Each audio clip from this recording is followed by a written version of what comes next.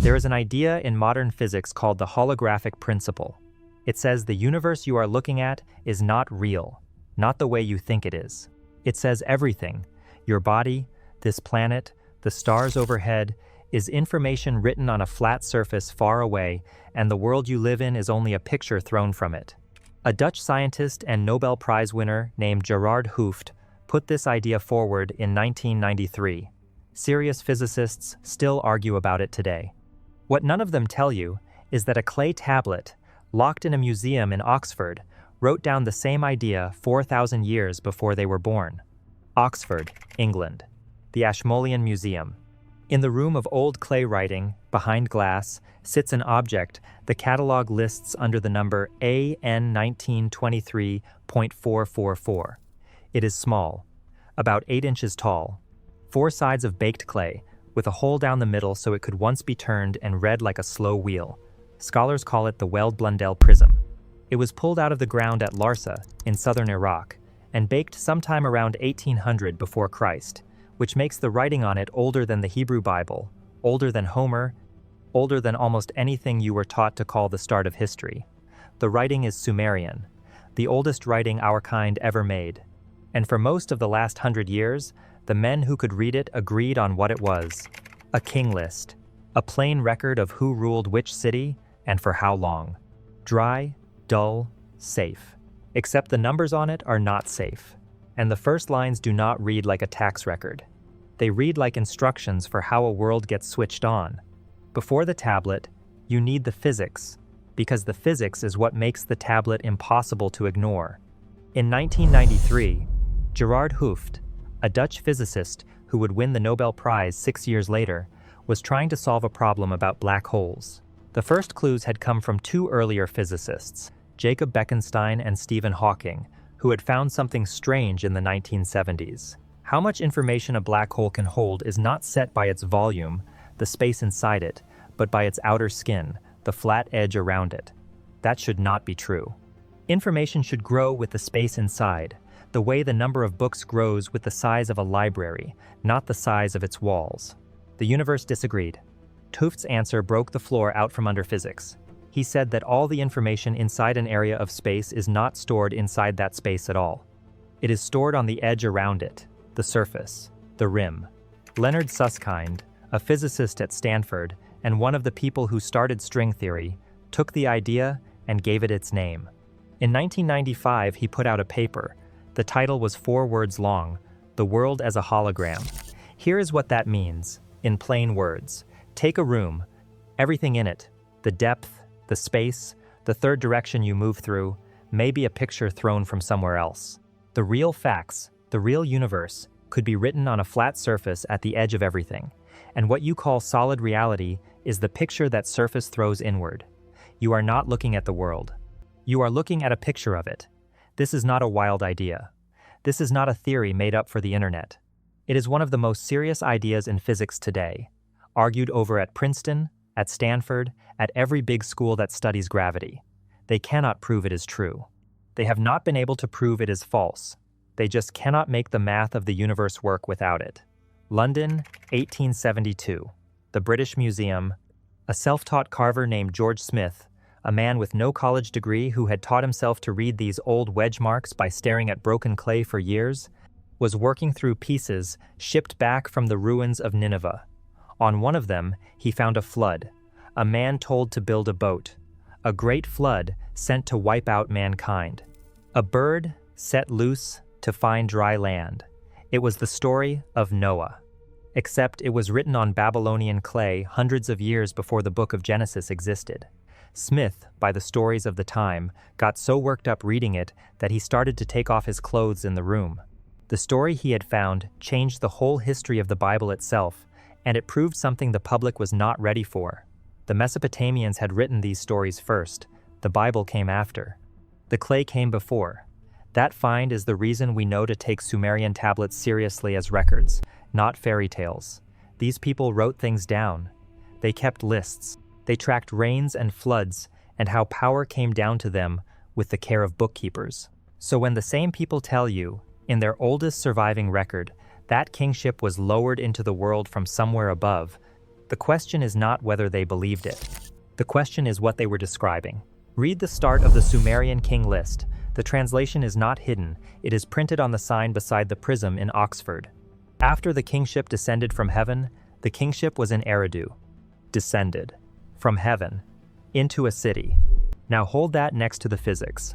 The holographic principle says the order you live in, the build of your reality, starts somewhere outside the space you live in, and is thrown down into it from an edge you cannot see. The tablet says the order of the world, kingship, law, the thing that holds a people together, was lowered into the world from above. The wording seems small to the scholars who first translated it. Pretty words. Just for show, it wasn't. Because the tablet does not stop at one coming down, it names the place it came down first, Eridu. The oldest city in Sumerian belief, the first place it touched, the spot where the picture, if you want to call it that, first landed. And it names the first thing that arrived. Not a king, exactly.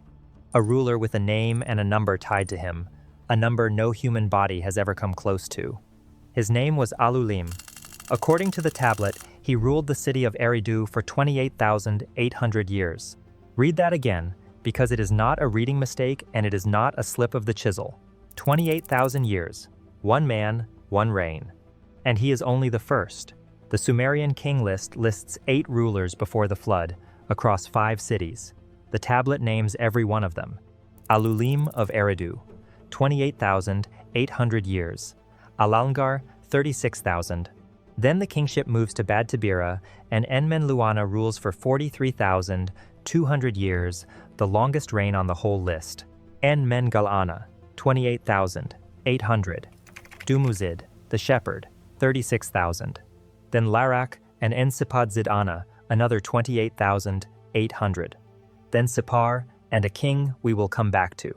Then Shurupak and Ubara-Tutu, 18,600 years, the last king before the water came. Add them together and you get one number, carved into clay around 1800 before Christ, and backed up by more than a dozen separate copies found at different sites. 241,200 years.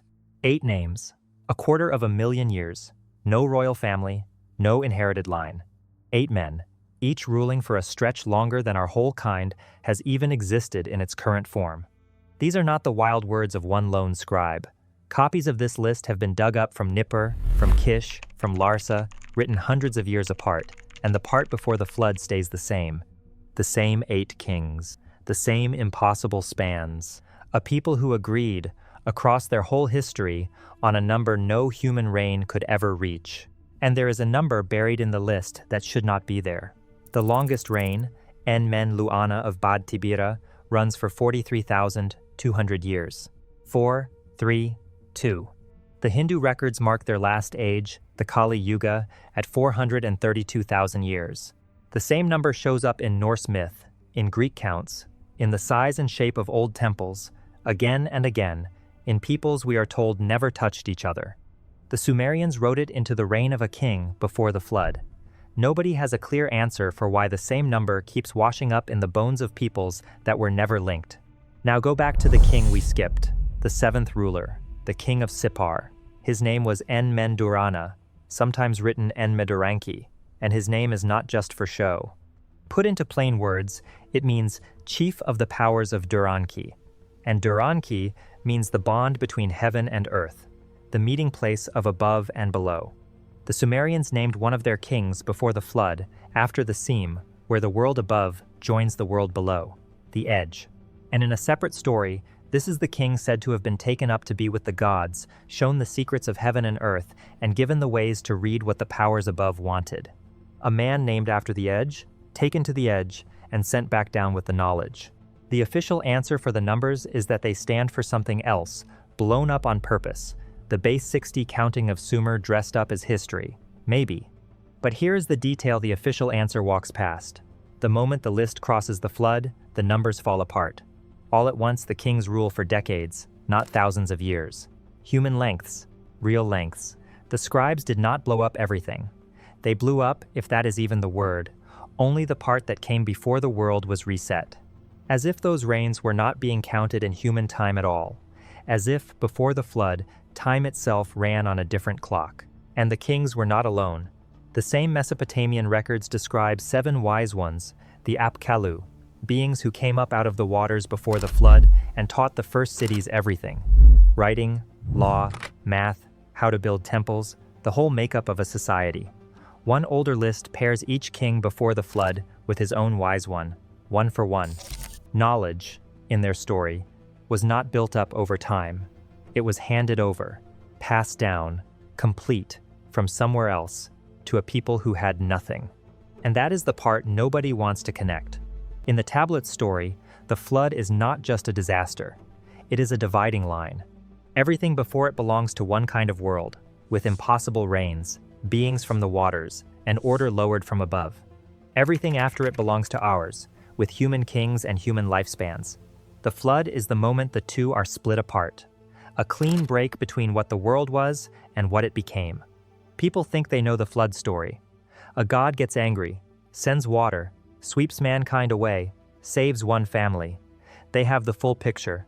They do not. Because in the older Mesopotamian versions, the flood reads less like a punishment and more like a wiping clean. A choice made by the powers above to wipe the surface clean and start the record again. To write over what was there? Now think about what a hologram really is. Information written on a surface. And think about what it would mean to clear that surface and write again. To reset the picture. To dump the old information and restart the world. The tablet describes exactly that. 4,000 years ago, in the oldest writing we have. Everything I have shown you so far is out in the open. The museum catalog, the translations, the physics journals, none of it is secret. What is missing is anyone willing to lay it side by side. That is what this channel does. Subscribe, and we keep going where the documentaries stop. Back to the tablet. In 1997, a physicist named Juan Maldacena did something Hooft and Susskind could not. He built a working model of a holographic universe. Maldacena showed, with math, that a universe with gravity in it could be fully spelled out by information living on its flat outer edge, with no gravity at all. 2 ways to tell it. One reality, a solid world with depth and force, and a flat sheet at its edge, and the two are the same. Everything happening inside the space is already written on the surface around it. His result is now one of the most quoted ideas in all of physics. Tens of thousands of papers are built on it. They have even tried to catch the picture in the act. At Fermilab, outside Chicago, a physicist named Craig Hogan built a machine he called the holometer, a $2.5 million machine made to pick up the faint shake you would expect if reality were drawn from a flat grid. His first results, in 2015, found no sign of that exact kind of shake. It ruled out one version. It did not rule out the idea. The question is still open. We built a machine to test whether we live in a picture, and the machine came back with no clear answer. What the idea points to is shocking, and physicists say it openly now. Space itself may not be the most basic thing. The 3 directions you move through may come out of something else, made out of information on a faraway edge, the way a picture is made out of tiny dots. Depth is not the deepest thing. The surface is. The Sumerians had no word for entanglement, no idea of a conformal field theory or a Planck area. But take the math away and look at the shape of the claim under it. Reality is made somewhere else and thrown into the world. Order comes down from an edge above into the space below. That is the holographic principle. And it is also, almost word for word in its build, the first sentence of the oldest book on Earth. And it does not stop with Sumer. The same pattern shows up again and again in the records that came after. Order handed down from above, a first meeting in one set place, a disaster that splits one age of the world from the next. The Babylonians got it next. The story Smith translated in 1872 carried it forward. Bits of it lived on into Genesis. Cut down, cleaned up, the impossible numbers filed off. That is the part worth sitting with. Every time this record passes to a new hand, it gets smaller. The rains shrink. The fall from above becomes just a saying. The beings from the waters become one faraway god. Each retelling rubs off a little more of what the first one was trying to say, until what reaches us is something safe enough to print in a children's Bible. The Sumerian king list is the version before the rubbing started. It still says 28,000 years. It still says, descended from heaven. It still names the city where it landed. and the king named for the bond between above and below. It is the rawest copy we have of a claim people have been quietly changing for 4,000 years. And the physics that finally caught up to it did not come from a temple or a holy book. It came from men trying to understand black holes, who looked at the math and saw that the universe acts exactly like a thrown picture. The same claim, from the far other end of human knowledge, arriving 4,000 years late. So here is where the record leaves us. Two records. One written in clay around 1800 before Christ by people we are told were backward. One written in equations in the last 30 years by the smartest minds our kind has ever made. Set apart by 4,000 years, by language, by everything. And they describe the same universe, a reality that is not solid, an order thrown from an edge above, a world that can be cleared and written again. The easy answer is chance, two stories that just happen to rhyme, maybe. But the king list was never treated as a record. It was filed under myth, set next to fairy tales, and the impossible numbers on it were explained away before anyone was allowed to ask what they meant. The translation that sits in Oxford is correct. The catalog number is real. The physics is real.